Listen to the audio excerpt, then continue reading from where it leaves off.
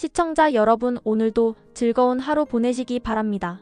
오늘의 사연 시작하겠습니다. 안녕하세요. 저는 올해 40대 초반이 된 늦깎이 예비 신랑입니다. 살면서 이렇게 인연이 찾아올 줄은 정말 상상조차 못했는데 어느새 결혼 날짜가 정확히 3달 앞으로 다가왔습니다. 시간이 빠르게 지나가면서도 한편으로는 아직도 이 모든 일이 현실이 맞는지 얼떨떨한 기분이 듭니다. 저희는 양가 부모님들께 큰 부담을 드리고 싶지 않아서 상견례 같은 공식적인 자리 없이 결혼식을 진행하기로 했습니다. 처음에는 조금 망설이기도 했지만 서로 충분히 이야기를 나눈 끝에 이렇게 결정하게 되었고 지금은 오히려 마음이 편안합니다. 저는 이번 결혼이 제 인생에서 처음이자 마지막이 될 소중한 결혼입니다. 그리고 함께 인생을 꾸려가게 될 저의 예비 신부는 한 번의 결혼 경험이 있는 재혼입니다. 그녀는 첫 번째 결혼에서 약 1년 정도 짧게 결혼 생활을 했다고 들었습니다. 다행히 아이가 없었기에 혹시나 아이 문제로 인해 복잡해질 일은 전혀 없을 것 같아 마음이 놓였습니다. 사실 저는 그 어떤 이유로도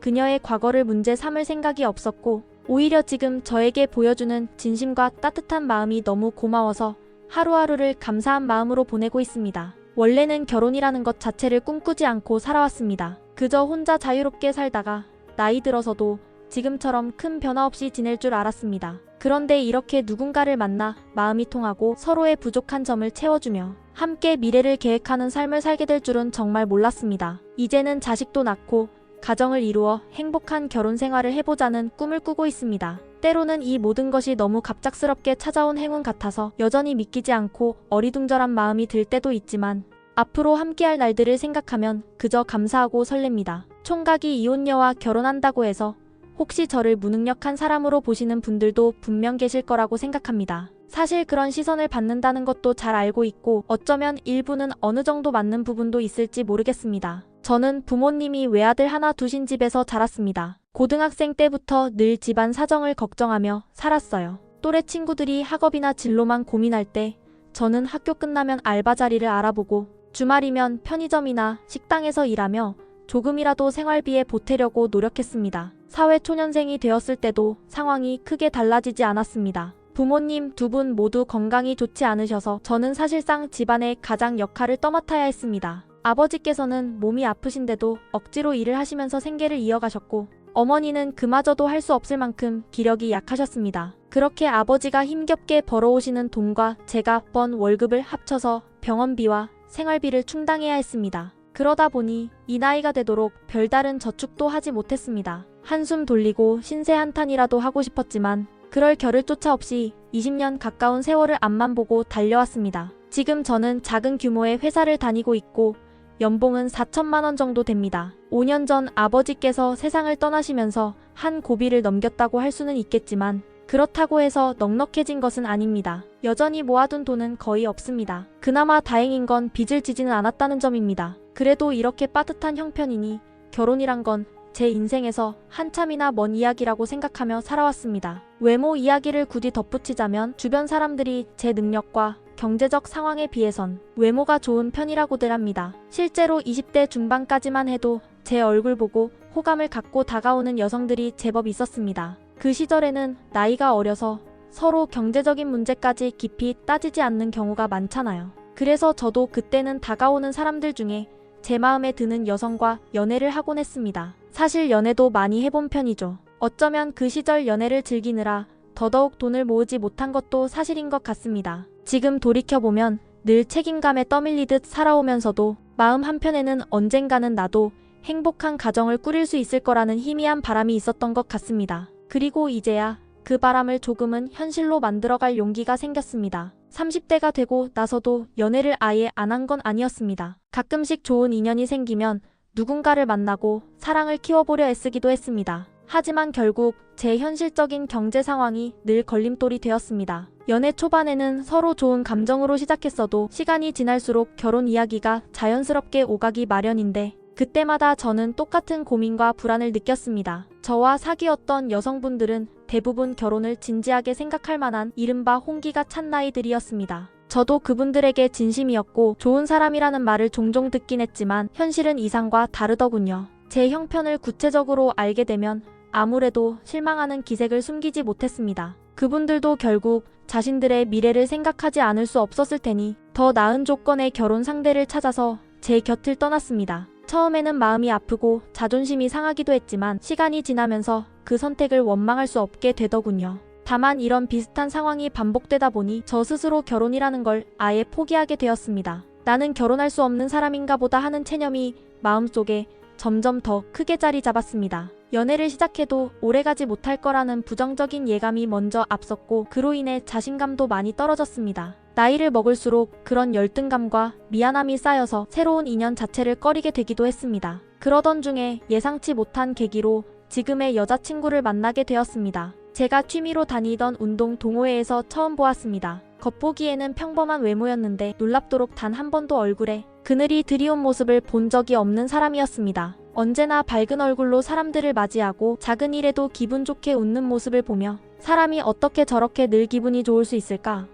하고 의문이 생겼습니다. 처음에는 그저 호감과 궁금증이었는데 함께 운동하고 대화를 나누면서 점점 더 관심이 깊어졌습니다. 시간이 흐르면서 서로의 사정과 과거 이야기를 편하게 나누게 되었고 제 상황도 솔직히 다 이야기했습니다. 그런데도 그녀는 단 한 번도 부담스러워하거나 실망하는 기색을 보이지 않았습니다. 오히려 저를 더 이해해주고 제가 살아온 세월을 존중해 주었습니다. 그렇게 우리는 서로의 아픔과 상처를 조금씩 보듬어주며 더 가까워졌습니다. 어느새 제게는 이 사람이면 어떤 어려움이 있어도 함께 이겨낼 수 있겠다는 확신이 생겼습니다. 그래서 긴 시간 고민한 끝에 평생을 함께하자고 용기를 내어 청혼했고 그녀도 흔쾌히 그 제안을 받아주었습니다. 이제는 서로의 삶을 하나로 이어서 남은 시간을 동반자로 함께 살아가기로 결심했습니다. 실질적으로 결혼을 구체적으로 준비하게 되면서 양가의 인사도 드리고 식장이며 웨딩 촬영, 혼수까지 하나하나 알아보게 되었습니다. 솔직히 이런 걸 직접 준비해보는 건 제 인생의 처음이라 모든 것이 낯설고 때로는 부담스럽기도 했습니다. 하지만 옆에서 여자친구가 차근차근 도와주고 저도 이제는 마음을 다잡고 하나씩 진행하니 결혼이라는 것이 참으로 실감나기 시작했습니다. 무엇보다도 제 마음을 놓이게 한 것은 어머니의 반응이었습니다. 저는 어머니께 여자친구 이야기를 처음 꺼낼 때 솔직하게 말씀드려야 한다고 생각했습니다. 그래서 여자친구에게 이혼 경력이 있다는 점도 숨김없이 이야기했습니다. 사실 혹시라도 어머니께서 편견을 가지시지 않을까 조금은 걱정도 됐습니다. 그런데 어머니께서는 오히려 제가 예상했던 것과는 전혀 다르게 말씀하셨습니다. 못난 남자 만나서 이혼한 게 똑똑한 거지 그게 뭐가 흠이냐라고 담담하게 말씀하셨습니다. 그 말을 듣는 순간 마음이 얼마나 놓였는지 모릅니다. 그리고 여자친구가 저희 집에 처음 인사드리러 왔던 날 몸이 편찮으신데도 어머니는 부엌에서 오래 준비하시며 진수성찬에 가까운 음식을 차려주셨습니다. 반찬 하나하나에 정성이 가득 담겨 있었습니다. 상을 다 차리신 뒤에 어머니께서 하시는 말씀이 정말 웃기고도 뭉클했습니다. 저 왼수 바가지가 평생 총각 귀신으로 늙어 죽을 줄 알았는데 아가씨가 살려줘서 고마워요. 하고 농담처럼 말씀하셨는데 그 말을 듣고 저도 여자친구도 웃음이 터지면서도 마음 한구석이 찡했습니다. 제가 엄마, 아무리 그래도 아들 그렇게 깎아내리고 싶어요? 하고 웃으면서 물었더니 어머니는 또 한마디 하셨습니다. 결혼해서 얼굴 뜯어먹고 사냐? 아누마, 너 구제해준 네 처한테 평생 잘하고 살아. 라고 하셨습니다. 그 순간엔 어머니가 농담하시는 줄 알았지만 거기에 담긴 진심과 애정이 느껴졌습니다. 한편으로는 평생 저 때문에 마음 고생하신 게 떠올라 죄송하기도 했습니다. 그렇게 처음 인사를 드린 자리에서 어머니와 여자친구는 많이 가까워졌습니다. 여자친구는 집에 다녀온 후에도 계속 어머님이 너무 따뜻하게 대해주셔서 감사했다. 앞으로 꼭 어머님 잘 모시고 같이 살고 싶다는 말을 여러 번 했습니다. 어머니도 저희에게 두 사람끼리 알콩달콩 잘 살면서 자기 자주 보러 오라고 하셨고 혼수가 어떻고 체면이 어떻고 하는 말씀은 한마디도 하지 않으셨습니다. 오히려 몸 아플 때는 혼자 사는 게 제일 서럽다. 둘이 서로 아플 때 기댈 수 있으면 그게 제일 좋은 거다라고 하시더군요. 이제 곧 결혼식 준비가 본격적으로 시작될 텐데 어머니와 여자친구가 이렇게 서로 마음이 통하고 가까워진 것을 보면 저도 큰 위로와 용기를 얻습니다. 앞으로 저 역시 어머니 말씀처럼 저를 구제해준 제 아내에게 평생 잘하고 살아야겠다고 다짐하게 됩니다. 저와 여자친구가 상견례를 생략하고 곧바로 결혼식을 진행하기로 한 가장 큰 이유는 솔직히 말씀드리면 예비 장모님 때문입니다. 여자친구의 어머니께서는 처음부터 저를 그다지 마음에 들어 하지 않으셨습니다. 사실 장인어른 되실 분은 첫 만남부터 저를 따뜻하게 맞아주시고 편하게 대화도 걸어주셨습니다. 연륜이 묻어나는 자상한 태도로 제 이야기도 귀 기울여 들어주셨고 힘들게 살아온 지난 시간들을 이해하려고 해주셨습니다. 그런 배려 덕분에 긴장이 많이 풀리고 마음이 놓였습니다. 하지만 예비 장모님은 달랐습니다. 만나자마자 표정에서부터 불편함과 불만이 그대로 드러났습니다. 대화 중에도 저에 대한 무시와 실망을 굳이 숨기지 않으셨습니다. 가장 마음이 쓰였던 건 저뿐 아니라 제 부모님까지 평가하시고 깎아내리시는 태도였습니다. 특히 40이 넘도록 가진 것도 모아놓은 것도 별로 없다는 점을 여러 차례 대놓고 말씀하셨습니다. 그 나이가 되도록 제대로 모아둔 게 없다는 게 말이 되냐고, 앞으로 뭘로 살겠냐고 하시는 소리에 순간적으로 얼굴이 화끈거렸습니다. 그리고 나이 많은 아들이 겨우 장가 간다는데 부모가 도와주지도 못한다는 게 어디 있냐고도 하셨습니다. 물론 그 말씀이 다 딸을 아끼는 부모의 걱정이라는 걸 머리로는 이해했습니다. 평생 키운 귀한 딸을 보내야 하는 어머니 입장에서는 더 든든한 조건, 더 안정적인 기반을 원하실 테니까요. 하지만 막상 그런 말을 직접 듣고 있자니 제 자존심도 많이 상했습니다. 아무리 가정 형편이 빠듯했어도 제 부모님과 저는 최선을 다해 살아왔습니다. 부모님이 건강이 안 좋으셔서 제가 20대 초반부터 생활비와 병원비를 감당하며 살았다는 사정도 이미 이야기 드렸는데 그걸 알면서도 부모가 아무것도 못해준다는 말을 반복해서 들으니 참담한 기분이 들었습니다. 그래도 예비 장모님께 함부로 맞서거나 언성을 높이고 싶지 않았습니다. 제 여자친구가 중간에서 마음고생하는 걸 보고 싶지 않았기 때문입니다. 그래서 항상 최대한 이해하려고 애썼습니다. 그럴 수도 있다. 딸을 사랑하는 마음이니까라고 스스로 다독였지만 그래도 자리를 마치고 돌아오는 길에는 가슴 한켠이 계속 무거웠습니다. 결국 상견례를 생략하기로 한 건 괜히 두 집안이 한자리에 모였다가 서로 불편한 기색이 드러나고 여자친구가 난처해질까 걱정되었기 때문입니다. 차라리 최소한의 예의를 갖추고 결혼식으로 바로 이어가는 편이 낫다고 두 사람이 의논해서 결론을 냈습니다. 지금도 마음 한구석에는 장모님께 인정받지 못한다는 서운함이 남아있지만 그래도 앞으로 시간을 두고 조금씩 신뢰를 쌓아가야겠다고 생각하고 있습니다. 저도 제가 선택한 이 사람과의 결혼만큼은 끝까지 책임지고 잘 살아야겠다는 다짐을 거듭합니다. 장인어른께서 저를 좋게 봐주시고 마음에 들어 하시는 이유는 몇 가지가 있었습니다. 우선 제가 술, 담배를 전혀 하지 않는다는 점을 높이 평가해 주셨습니다. 요즘 젊은 사람들 중에 담배도 술도 안 하는 사람 드물다며 그게 제일 마음에 든다고 하셨습니다. 그리고 무엇보다 여자친구를 잘 챙기고 늘 배려하며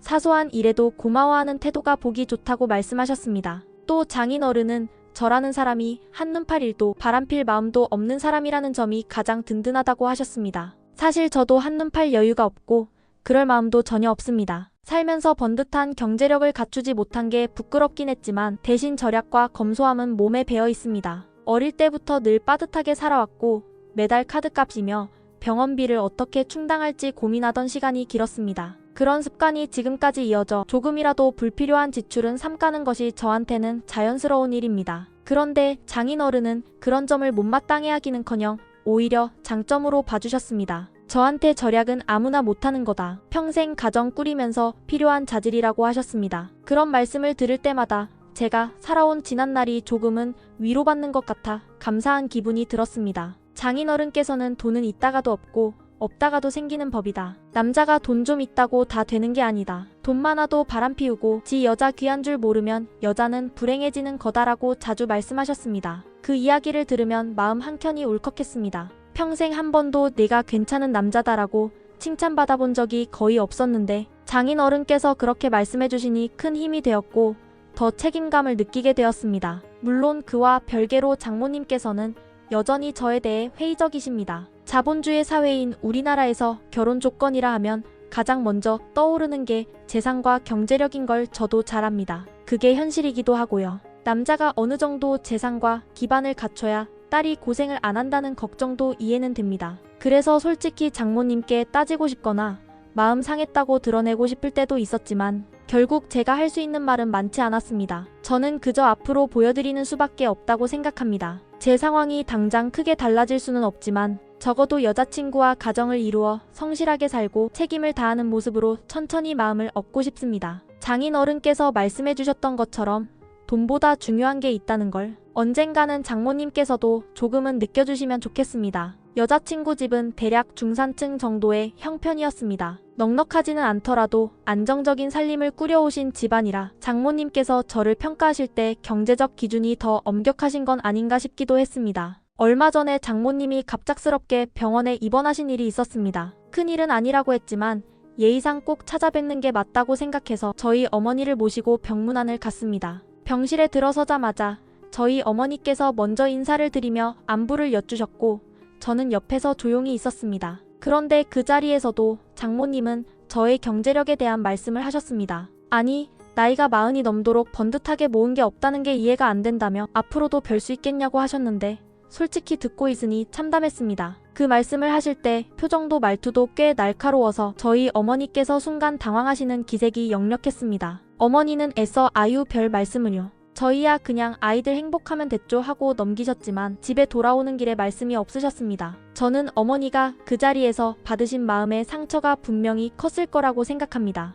그 자리에 여자친구도 함께 있었습니다. 여자친구는 얼굴이 붉어져 있었고 돌아오는 차 안에서도 아무 말 없이 창밖만 바라보았습니다. 저는 괜히 여자친구가 중간에서 힘들어질까 봐 차마 아무 얘기도 꺼내지 못했는데 며칠 지나고 나서 여자친구와 마음을 터놓고 긴 대화를 했습니다. 서로 오랫동안 고민을 주고받은 끝에 우리 상견례는 하지 말자, 차라리 결혼식만 하고 잘 사는 모습 보여드리자고 결론을 냈습니다. 괜히 두 가족이 마주 앉았다가 서로 더 상처 주고받을까 두려웠습니다. 그렇게 결정을 하고 나니 마음이 조금은 편해지는 듯 했습니다. 그런데 바로 어제 여자친구 집에 다시 인사를 드리러 갔을 때 일이 또 생겼습니다. 식탁에 둘러앉아 대화를 나누던 중 장모님께서 또다시 저를 못마땅한 눈빛과 말투로 대하셨습니다. 결혼은 쉬운 줄 아느냐?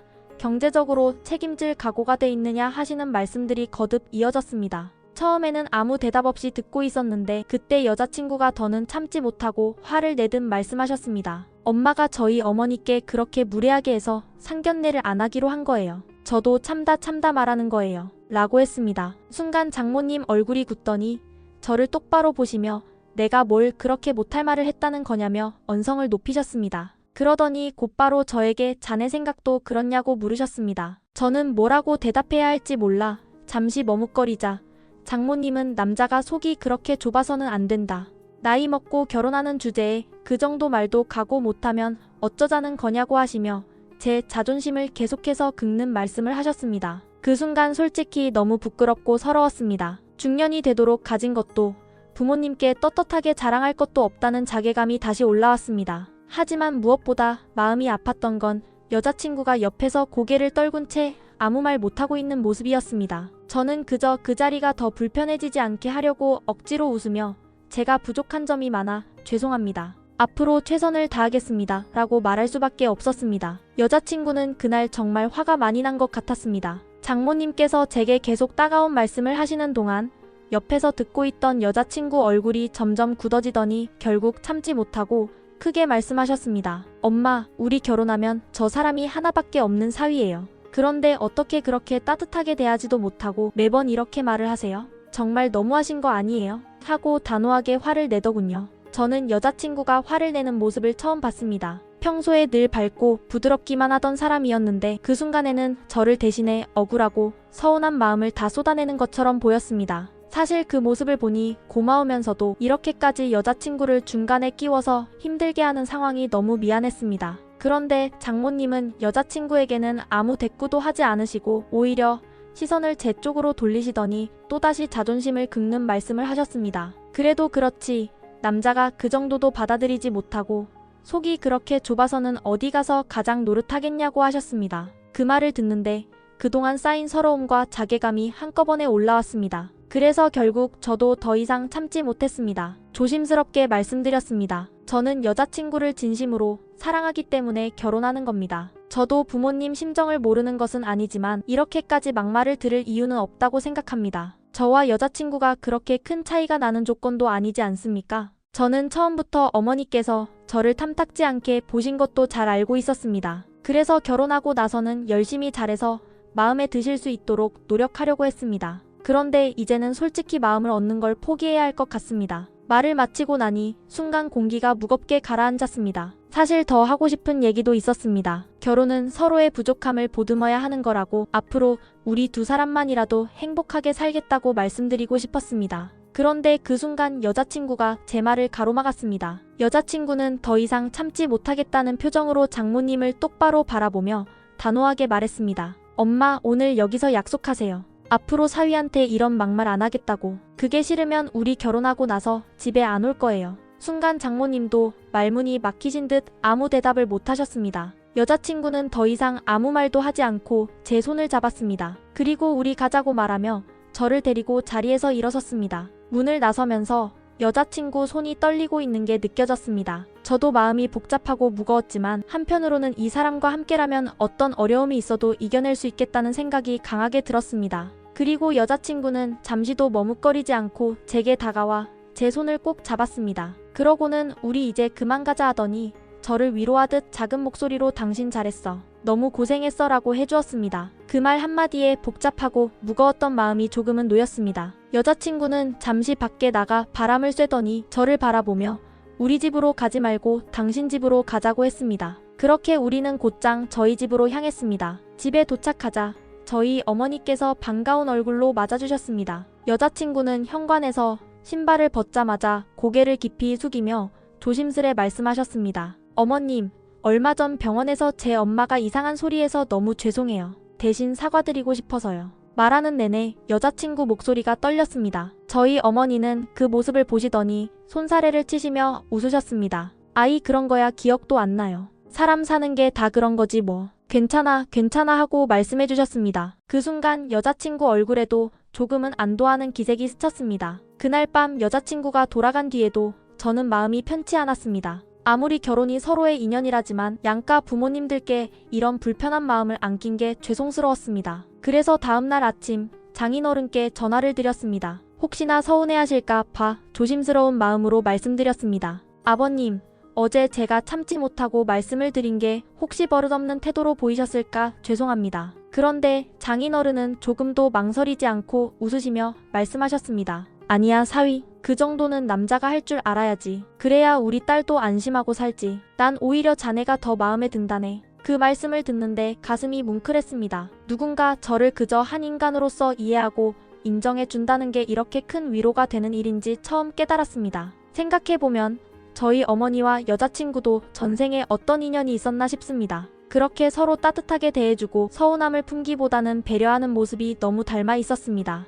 마찬가지로 장인어른과 저도 이상하게 마음이 잘 통했습니다. 부모님 마음이 다 같을 수는 없겠지만 그래도 누군가 제 편이 되어주는 것만으로도 큰 용기가 됐습니다. 그날 저녁 여자친구와 통화를 하며 저는 큰 소리도 쳤습니다. 그래도 괜찮아. 우리 결혼하고 잘 사는 모습 보여드리면 어머님도 나를 좋아하게 되실 거야. 여자친구는 그 말에 잠시 조용하더니 그래, 당신 말대로 해볼게. 우리 잘 살자 하고 작은 목소리로 대답해 주었습니다. 그 순간 비로소 이 사람과 함께라면 앞으로 어떤 고비가 와도 견뎌낼 수 있겠다는 확신이 들었습니다. 제가 40이 넘은 이 나이에 솔직히 이렇게 좋은 사람을 만나 결혼까지 하게 될 줄은 정말 꿈에도 몰랐습니다. 아직도 가끔은 아침에 눈을 뜨면 이 모든 것이 현실이 아니라 그냥 행복한 꿈인 것만 같습니다. 결혼이란 건 늘 남의 이야기라고만 생각하며 살아왔습니다. 형편이 넉넉한 것도 아니고 부모님 건강 때문에 한참을 가장 노릇하느라 제 삶을 돌볼 겨를도 없었습니다.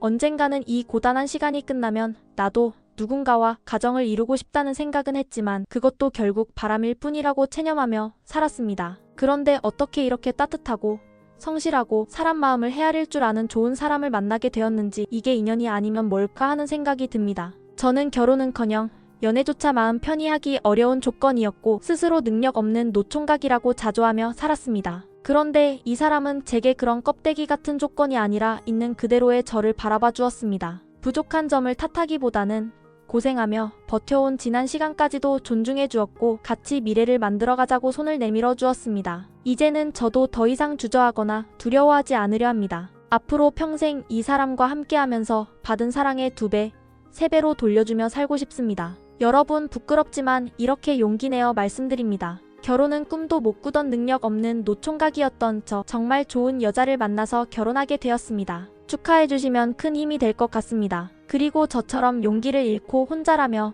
주저하는 분들께도 꼭 말씀드리고 싶습니다. 인연은 정말 예상하지 못한 순간에 찾아오고 그 인연 앞에서는 어떤 지난 날도 부끄럽지 않아도 된다고요. 저의 늦은 시작을 따뜻하게 지켜봐 주셔서 감사합니다.